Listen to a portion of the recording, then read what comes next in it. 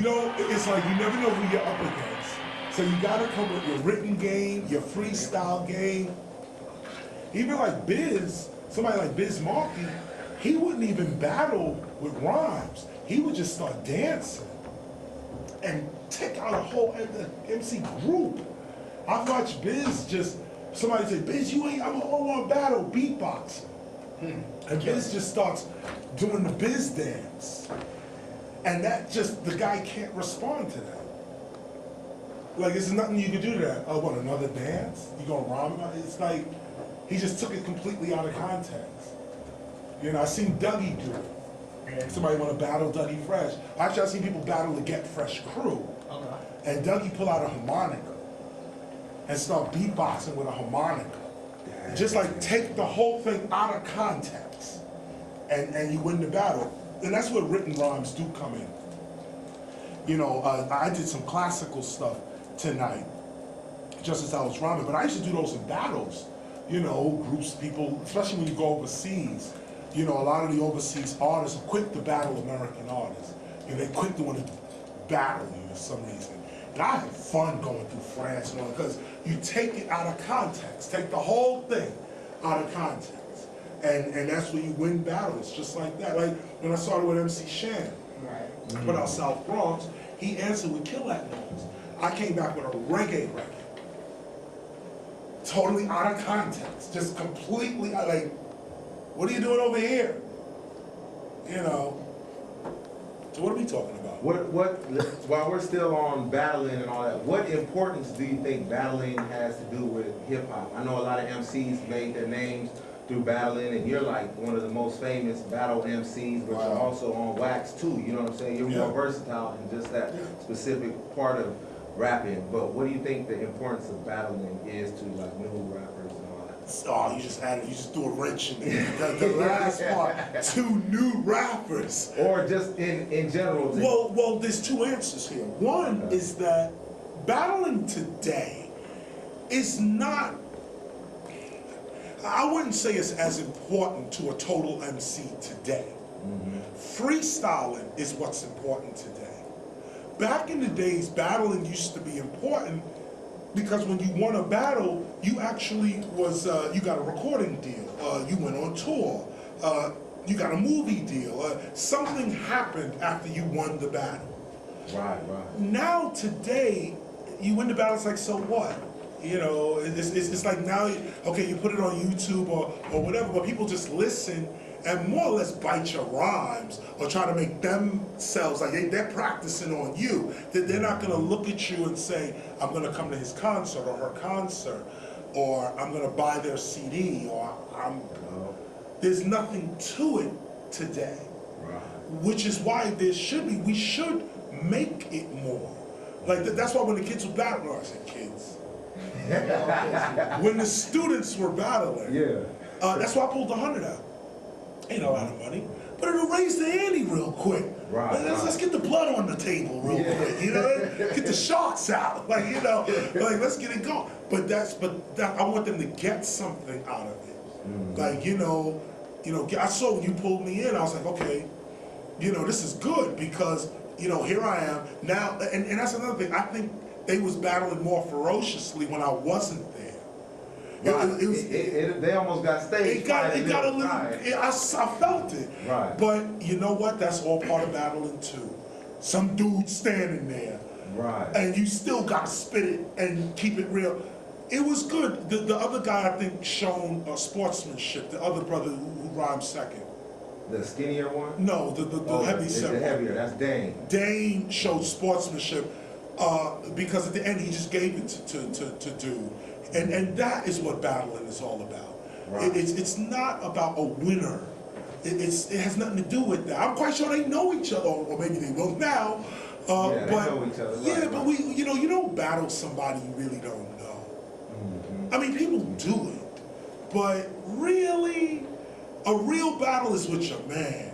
You know, a real battle is somebody you spar with every week. You know, like that. Like and the winner always takes the so-called loser with him. Okay. And don't just leave him there. Nah, he becomes part of the group. Okay. If you going on to superstardom, you take him with you. That was the original rules. And for breaking, for DJing, and for MCing, graffiti writing is more savage. There's no camaraderie. Once I cross you out, it's over. Once you go to my piece, it's over. Right. Okay? But DJing and MCing and breaking has sportsmanship to it. Right. You know, if I win and everyone says I won, then let me split the money with you because you helped me get it. Right. You know what I'm saying? So, but I don't see today. It's not like that. It's an ego and bravado kind of thing. Right. It's almost like they're separated. You got the battlers over here and the record makers on this side, where they used to be. You're the same. You're both sides. Right. But now it's like there's a split. That happens all the time with cultures. I'm watching it. There used to be a time where everything that everyone is doing separately, we had to do, all of us had to do. Like you had to know how to break, DJ, MC, and do graffiti in order to do any of them. Yeah, okay. Like, I mean, I don't know, like, I mean, when we were coming up, you had to have all the elements down before you was able to do any of them. Just to get respected. And just to get respect, to be able to grab the mic. But then the corporations got involved, which, by the way, wasn't a bad thing. It's just they got involved and the game changed. And now it's your marketing dollars that dictate whether you're going to be a star or not. Right. Yeah. You know, like that. Back in the days, I would battle MC Shan, and people were rating me and Shan. They were rating us. You know, they wasn't going to give me a pass in this industry until I proved myself. Right. It's not like that. I mean, one of the famous battles of this century is for me is Jay-Z and no, not even that. Mobb Deep. Oh, okay. One of the greatest battles, and a show, a proof, evidence that battles are not always words for an MC. For instance, Jay-Z at Summer Jam, a lot of people know the story, that he was battling Mobb Deep. Mobb Deep had said some words, battling Jay-Z. Jay-Z was going back. I don't think he ever really made a record about them. What he did was he pulled out a picture of one of the group members as a dancer in one of his earlier, in his dance leotards and costumes. Oh, man. Same reaction you had is the same reaction everybody at Summer Jam had. And it was crazy, and then so Jay-Z sort of won the battle. Right. Amongst Orthodox MCs, that wasn't the winning of a battle. Right. But amongst Orthodox MCs, he won the battle. It's not about words sometimes, it's about just how you respond. You know, just how you respond. So yeah, I mean, battling today, it's important, it really is. But the style of battle, you know, take me and Nelly, for instance. Which you blasted him. I'm gonna go on and put it out there. Nah, you got him. You know what? I will say this. I'm gonna say. I will say this. That everyone has their side. The battle with me and Nelly, everyone chose a side. Those who were into 10 million records sold makes you the man. They were on Nelly's side. They would not play my records. They would not play my videos. BET took Nelly's side. Universal Records. You know, they all took his side. So, but then the streets took my side. And so you had this gap here. And it really showed hip hop something, you know. It showed hip hop. To this day, I mean, me and Nelly have made amends, you know, because I don't stay enemies with people for long. Right. But I looked at it as a real MC battle. No beef, I'm not gonna run up on you. It's none of that. Let's get these lyrics out. Let's really see who's what, and then let's meet at the Apollo after that. Let's meet at the Garden and really get it in. He's not that. Nelly's not that. And as a matter of fact, you know, and that's what I mean. See, some people came down on me. That's what I was saying with the battle with Nelly. They say, what the hell is KRS doing? You know, I got a whole lot of criticism online. What the hell is KRS doing battling Nelly? Oh like, yeah, like you know, it's not fair. What like, is that? Like you know, Kimbo Slice fighting Floyd Mayweather. So. or some crazy. Yeah, yeah. But I looked at that and I was like, wow, you know, in one breath, okay, I take the compliment, like, oh, okay, I'm supposed to be all this, but on another breath, anybody can battle. Right. What difference does it make? It just... Especially when it's on wax, you got time to write it, preparation. Wax we know the freestyle, if it was freestyle, it's a whole different story. Well, see, those who freestyle would say the opposite. Take, for instance, Supernatural. Oh, yeah, he was just out here last week, yeah. Supernatural is the freestyle. Okay, I shut my mouth to Supernatural, okay? Is that right? Hands down. What? Okay, I've been on tour too many times with him. Okay, okay. Too many times. He is the freestyle. Oh yeah, all king. day. All day. Yeah. Okay? But the next time you see Supernatural, tell him KRS-One is waiting to produce his album. You produce it now? I did produce his album years ago. Oh, okay. Me and Supernatural, years ago. He was on East West Records, I produced an album for him. Okay. But I'm waiting for the album today. I produce albums all the time. But I'm waiting to produce his album today. The issue is that Supernatural needs to write songs. Right, yeah. He's an excellent freestyler. And it's funny because what he freestyles is a song. Yeah, like if somebody just recorded it and put a chorus to it, like... Yeah. Like at his performance, his freestyle where he pulls the items, that was the coldest part of the whole performance. Crazy. Better than the song. Crazy. Yeah, his freestyle was better than the song. It's like, somebody tell him something. Yeah. Somebody. Wait, I heard on the show where you said you write battle raps for the top 10 on hip hop hip hop charts. No doubt. So at any time you can take them out. Anytime. Every year. Every year. Just to keep the wheels. This year, I just wrote. I wrote fresh rhymes. Every 3 months. Every 3 months, I write an album. I write 14 songs every 3 months. Most of them never come out. Most of them never come out. But some of them do. Sometimes I get to test them on people. I get to test them in the crowd. I get to do stuff. But for the most part, the way I rhyme is always for live performance. Either I'm writing for the crowd, or I'm writing because I'm gonna meet someone in the top 10. And that's what usually happens. Now here's the thing though. Excuse me, when I made that statement in the, I think it was Beef, the Beef DVD series. Yeah. There were more rappers in the top 10 willing to battle. I keep trying to remember, like Busta Rhymes. Okay. Excellent battler. Right. Jadakiss. Ooh. Yeah. I mean, these guys are not to be played with. Yeah. So KRS-One has to make sure they're not to be played with. Yeah. Not at all. If by some freak of nature, I find myself in front of somebody that's roaring the mic, I will not lose. I heard that. Not at all. I always put my money on you, dog. It will not happen. I come so prepared. My sword, sometimes it cuts me. I am not, this is it, and this is the point. This is what MCing is. This is my life. Right. That's it. I'm not a lawyer. I'm not a doctor. I'm not a cab driver. I don't cook. This is it. Yeah. That's it. I'm sending my kids to college on this. I'm paying mortgage on this. Yeah. This is it. I'm not no clothing line, no movie deal. No. MC. That's it. So yeah, I spend most of my time writing and practicing, and it pays off.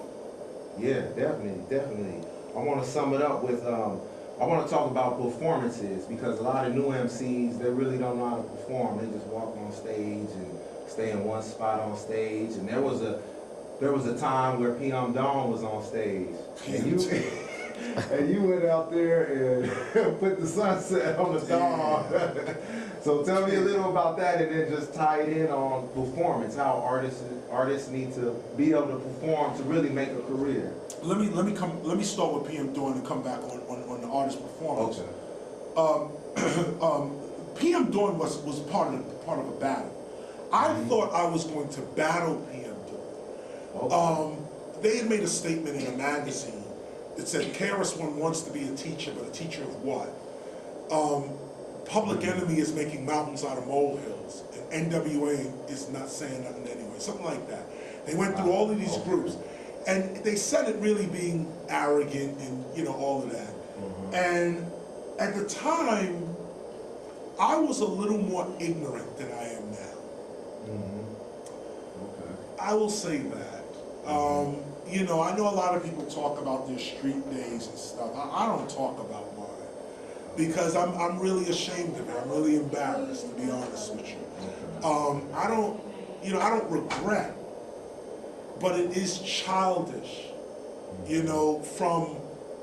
From 85 to about 95. I walked around with loaded guns. I didn't. I hear these people, they talk all the time, we gangsters, we did. Real gangsters don't even want to hear the word. Yeah, they don't want guns dude, around. I don't even want it around. Dude, I'm trying to be on this porch right now with a latte. I'm not even, I'm so far removed from that. And dudes is bragging, we this, we that. To this day, I apologize for PM Dawn. To this day, I apologize to them. Because I thought I was gonna go up and battle. And that's what I went up for. I went up to battle, like rhyme for rhyme. So you say the teacher what? I'ma show you. Took the mic. But he had a crew. His crew was there. And when I jumped on the stage, his crew jumped up. Like, yo, let's do this. So it was like, oh, it's like that? This the BX in the building. Yeah. Let's go. About 30 seconds later, we wiped them dudes out. That was the end of them. The last thing we heard was PM Dawn got pushed off the stage. That's it. Let that be the public statement. That's it. That's what it is. But then after that, I came to my senses. And I said, it was whack. That was whack. It was whack. Almost a black eye to the game. It was whack. It was whack. It was whack. And so, to this day, I say, first of all, I apologize to PM Dawn, not only privately, but publicly. And that's why, to this day, I'll repeat that apology again, because it was wrong, in that sense. But now, having said that, the second part of your question about the importance of, live, let me phrase it, say live performing. Okay. Because even as I speak to you right now, I am performing.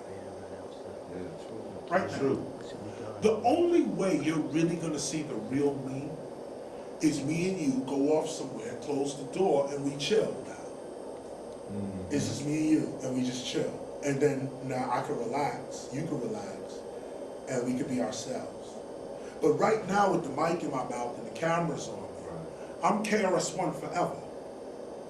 In the eyes of the camera to the year 3000, which has this tape, by the way. We're gone. But 3000 has the tape. And they're watching us. Right now. My performance right now is educating my children. In the archive. Right now. The clothes I'm wearing is teaching. 3000 is going to say that very jacket he had on was toxic. They didn't know that? The dye in the jacket was killing them right there. They didn't know that? Like 3000 is going to look at us the way we look at our ancestors in slavery. We say, they couldn't just get up and kill that dude? Yeah, well, some did. And got free. Most stayed on the plantation. So 3000 is going to look back at us and say, look at our ancestors. Some of them went along with it. Why didn't they stand up? And our ancestors, well, some of us did. And some of us said something. That's my first performance. My first performance is to history itself. Right now, as we speak, this is history. This is it. If I go like this is now in the fabric of history. I lifted it and I put it down. That act is in history. If I go like this, that act can't be stopped. It is now in history. Right. So everything I do and say and wear and everything is teaching the future who they are. Imagine we get our identity from history. We read up on where we came from. We read the stories of real people's lives and struggles. And we base our principles on that. We base religion on that. We base politics on the activities of real lives. So here we are today. The first performance of an MC is to history. First performance. Okay. Now I'm on stage. I told the crowd today, the students, I told them I'm 44. Actually, this year I'm 45. But 44 is what age I am right now. And I feel like 24.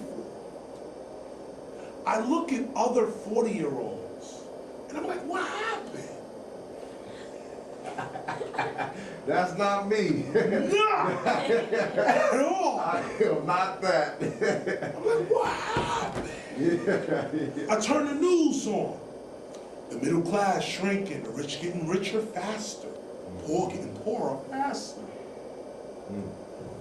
I look back, on my class, all the 40-year-olds, guys growing up now, with all, people, families, you got kids, you probably, married or whatever, you got bills and stuff.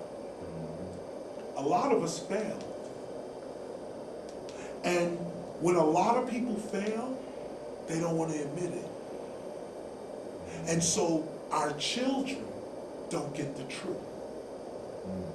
And so the failure repeats. Do you realize, with all due respect to where I am right now, do you realize that college is a scam? A scam. Not inadequate. Not teaching you right. Not a failed institution. This whole thing is a scam. Like a rip-off. And you no one, UNLV, right? I know, that's what I'm saying. With all due respect, let me put the respect out first. Yeah. Okay, first. With Let me emphasize. underline the word due. With all due respect. This whole system's a scam. No one wants to talk about it. No one wants to discuss it. We're running our kids through this scam. They're coming out on the other end of the scam in debt. This is the scam. Yeah. The scam has nothing to do with your tuition. It has to do with the debt you incur after it. Oh, okay. Colleges don't make their money on tuition. They make their money on you paying afterwards. That's what keeps colleges in business. That the student goes into debt. And when the student goes out to pay the student loans, the payback of student loans is what keeps colleges in business. The student has to be in debt in order for the college to stay in business.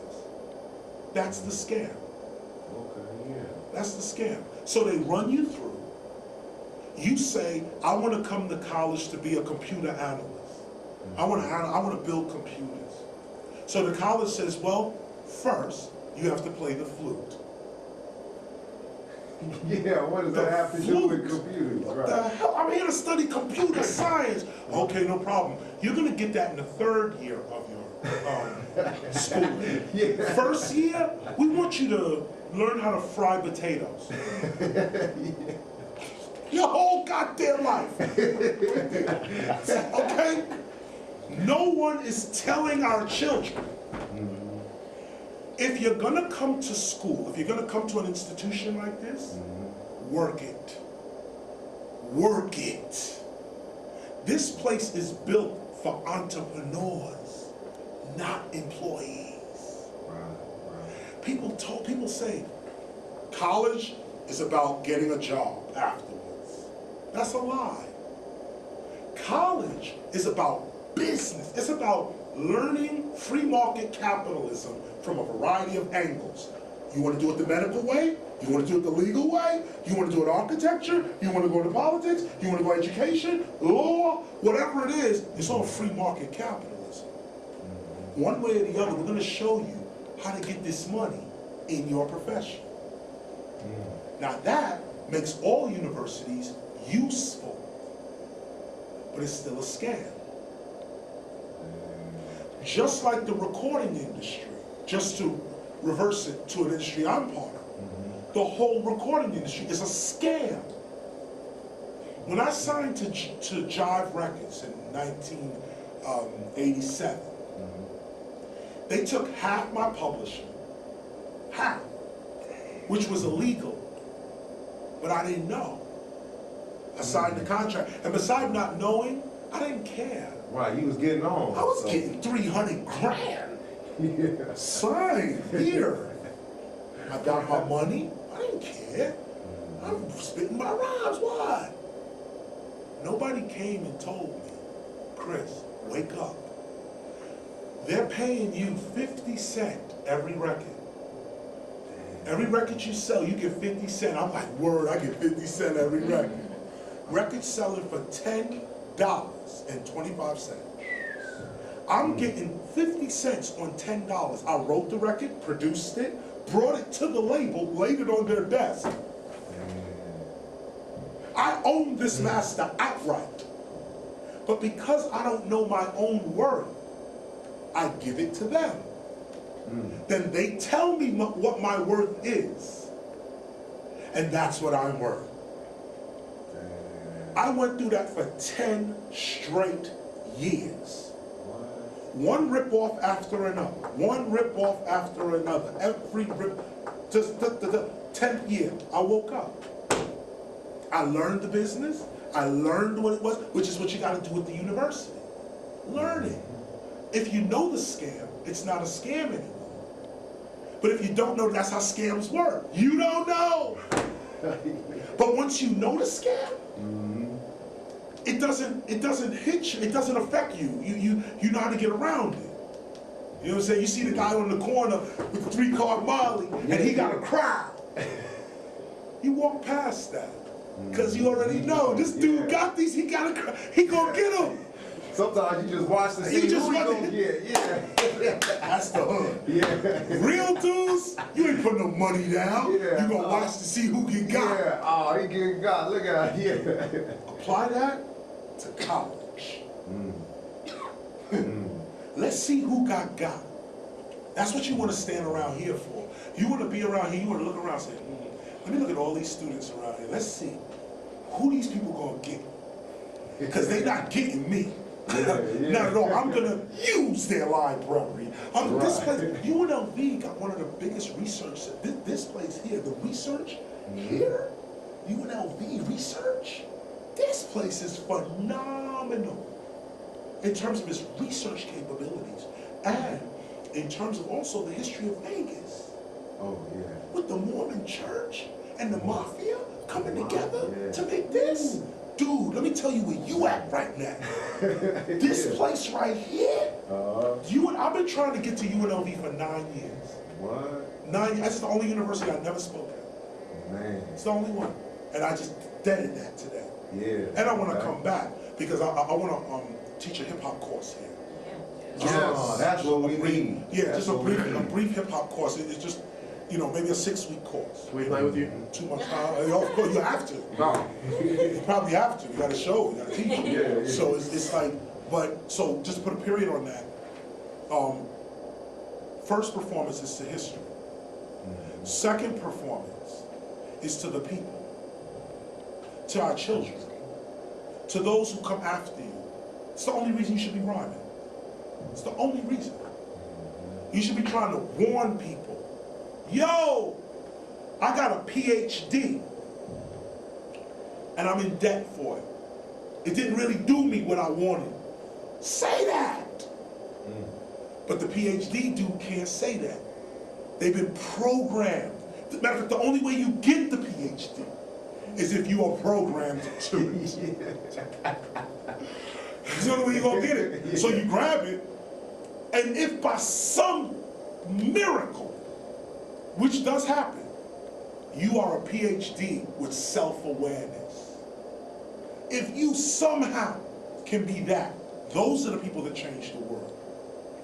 Those are the people who get their doctrine, then throw it in the garbage and say, I know this whole thing is a scam. And the reason I know it's a scam because I got the PhD.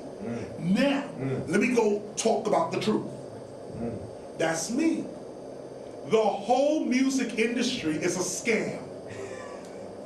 Why? Because I have every award in it. I'm the top of my class. I have 18 albums. Blah, blah, blah, blah, blah, blah, blah, blah. And so I've been ripped off the most. So now I can tell you, with all honesty, that thing I'm in is a scam. And if in fact you are a recording artist trying to make it, here's what I'm going to tell you. If you sign to a label, you're really signing to a bank. Know the system. It's not a record label, it's a bank. Play the game correctly. When they give you the money, they are a bank. Approach them like a bank, and you'll get more out of your record company. But if you approach the record company like a record company, they'll play you. And like they playing all these artists. Yeah. How Lil Wayne in jail? Yeah, that's what Ain't this dude worth millions? Exactly. You talk about the definition of nigger. N-I-G-G-E-R. And with all due respect, I mean, Wayne, I told Wayne to his face, he was the dopest MC out. MC, not rapper. I told him to his face, because I believe that. Wayne is nice. Oh yeah, bananas. Wayne is bananas with his lyrics, with his whole delivery, with his whole thing. Swag. Swag, Lil Wayne is the man. How the fuck you in jail? How? How? Shit, no excuse. No logical reason. On another level, I'm even kind of hurt at that whole thing. You know what I'm saying? Isn't baby his father? Like it, yeah. He's like whatever. I mean, he's just his older man. That's his elder. Right. Steer him clear of that. Yeah. Get away from him. How a little man going to jail? Right. Nah, man. Hip hop needs to figure itself out. Another scam. Hip hop. Lowercase H-I-P, lowercase H-O-P is a scam. Straight up. How so? Well, uppercase H-I-P, H-O-P, uppercase. When you spell hip hop with capital H, 2 H's, you're talking about the culture of hip hop. Put that aside. That's real hip hop. Lowercase H-I-P dash lowercase H-O-P. The way XXL spells hip hop, the way Vibe magazine spells hip hop, the way most journalists spell hip hop. That hip hop, mainstream rap, is a scam. Here's several of its scams. One, it makes artists believe that you could be rich doing rap. Rap is one of the poorest art forms on the planet Earth. Tell him. This is the scam. Yeah. I got ice and jewels and the ice and the rocks and I'm so icy. The house and the car. The house. Yeah. I'm so a scam. Rap, the art of rapping, was developed because we couldn't afford instruments. Hip hop approaches the human body as an instrument because we can't afford nothing else. All due respect to my illustrious band members here. Yeah. Hip hop always had a band behind it. People think it's just turntables, but it wasn't. Kool Herc got his inspiration from James Brown. Africa Bambaataa, Sly and the Family Stone. You know, bands. Sugar Hill Records, Pumpkin, rest in peace. Band. All Sugar Hill Records, live. All of them. When Run DMC came out, we kind of threw the band to the side. And then, 2 DJs without a band! Yeah. And Jam Master Jay rode that, rest in peace. He rode that, but here's the scam. Rap is gonna make you rich. No, it don't. Rap makes you poor. Because that's what hip hop is all about. It's about existing as a simple life. Not poverty. But can you, how could you make $2 stretch? That's real wealth. Real wealth is not what you have, it's what you can do without. That's real wealth. Like, what can you do without? You know, how much can you do without? And the more you can do without and still be you, your wealth is then determined right on that. Wow, I like that. It's the opposite. That's why this mainstream rap is destroying hip hop. Because it makes the listener believe that there's something greater outside of themselves. And hip hop was never meant for that. It was the opposite. I don't respond to the world responds to me. When I walk, the walls move. Not me. That's the I am hip hop. Yeah, there it is, right there. Here we go. You have a very good understanding of that philosophy. That is the I am hip hop. I don't need $1 million. But I can only say that after I get it.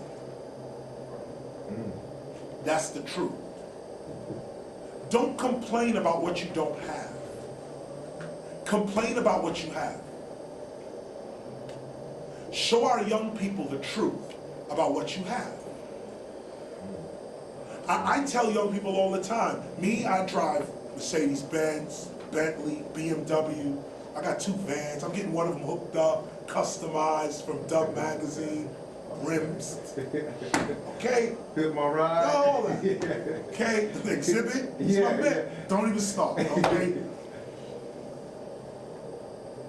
But then I tell my youth, sitting in front of the chrome rim,